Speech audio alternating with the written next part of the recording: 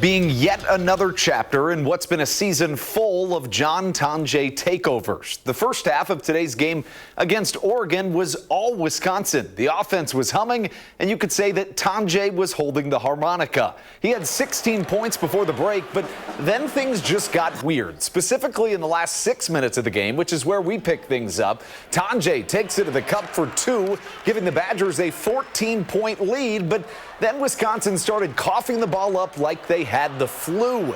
They turned it over 11 times in the second half alone, and the Ducks quacked their way back. They'd make it a 3-point game with less than 20 seconds to go, and what do the Badgers do? Turn it over again. This time, Oregon turns it into points. Jackson Stelshad hits the clutch three to tie it at 66. Now, Max Klesmit still had a few seconds left on the clock to try to respond, but no dice. This game would head to overtime, where Wisconsin was simply worn out. They'd have many chances in the overtime period, but this one late was just one of many examples of why today just wasn't their day, especially in that second half. Oregon takes it 77-73 in overtime, and they just applied more pressure than the Badgers could withstand.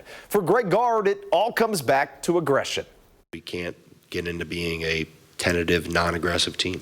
We're really good when we are aggressive, and obviously we stink when we're not.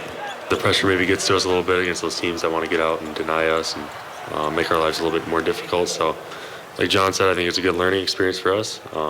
We'd rather take this one on the chin now than in March. So, like you said, we're going to learn from it, watch the film, and get better for sure.